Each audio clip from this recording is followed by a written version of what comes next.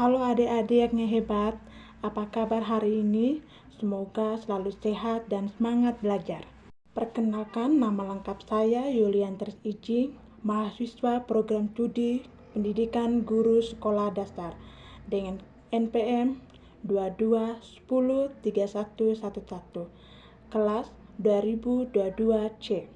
Hari ini saya akan mengajak adik-adik belajar tentang satu hal yang sangat penting, yaitu belajar bersama dalam keberagaman.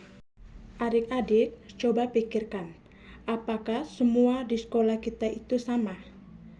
Sama rambutnya, sama kebiasaannya, sama kesukaannya. Nah, adik-adik, apa itu keberagaman? Adik-adik, di Indonesia kita hidup bersama orang-orang yang berbeda-beda. Ada yang berbeda suku, agama, bahasa, dan budaya. Adik-adik, apakah kalian berteman dengan orang yang rambutnya lurus, ada yang rambutnya yang keriting, ada yang suka nasi, ada juga yang suka jagung, ada yang pintar menggambar, dan ada yang rajin menyanyi. Nah, adik-adik, itulah perbedaan disebut keberagaman. Keberagaman bukan untuk dipertentangkan, tetapi untuk disyukuri. Nah, adik-adik, kita akan pelajari contoh keberagaman di sekolah. Di sekolah adik-adik pasti punya teman yang berbeda-beda. Ada teman yang beragama berbeda, tapi kita tetap bisa bersama, bermain bersama, dan bisa berteman bersama. Dan yang kedua, ada teman yang berbicara dengan logat yang berbeda, tapi kita harus menghormati. Dan yang ketiga, saat belajar kelompok, kita tidak boleh memilih teman hanya karena dia sama dengan kita. Yang pertama, tidak boleh mengejek. Dan yang kedua, tidak boleh menghina. Dan yang ketiga, tidak boleh membeda-beda karena semua teman adalah sama berharganya. Nah, adik-adik, kita perlu dipelajari nilai dalam keberagaman. Yang pertama itu saling menghormati. Menghormati itu perbedaan teman.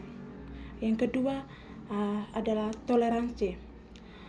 Toleransi itu memberi kesempatan teman beribadah sesuai agamanya. Dan yang ketiga, kerjasama. Ketika teman tidak ada pulpen, kamu yang ada pulpen lebih bisa meminjam teman yang tidak ada pulpen. Atau ketika teman tidak punya buku dan kamu yang punya buku lebih bisa kasih teman yang tidak ada buku. Itu adalah kerjasama. Dan yang keempat, persatuan. Walaupun berbeda, kita tetap satu Indonesia. Contohnya, ketika ibu dari Aimere dan kamu dari Manggarai, kita juga tetap berteman, kita tetap bersama dan kompak. Itu adalah tetap satu Indonesia. Anak-anak yang hebat bukan hanya anak yang paling kuat, tapi anak yang bisa menghargai orang lain. Contohnya, ketika kamu yang lebih adik dan berteman dengan lebih kakak, jadi kamu bisa menghargai orang yang lebih kakak, atau menghargai orang-orang yang berbeda dengan kampung kita. Contohnya, kamu orang Manggarai dan ibunya dari Amire.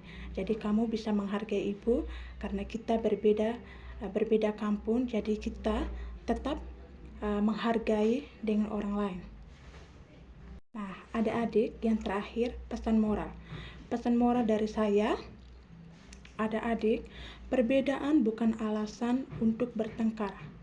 Dan yang kedua, justru dengan perbedaan itu, kita bisa belajar banyak hal yang baru. Dan yang ketiga, jika kita saling menghormati, sekolah akan menjadi tempat yang aman dan nyaman dan bisa menyenangkan. Itulah pesan moral dari saya.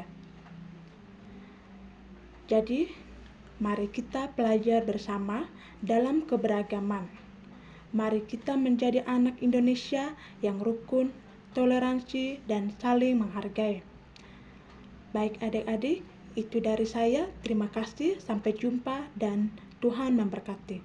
Bye-bye.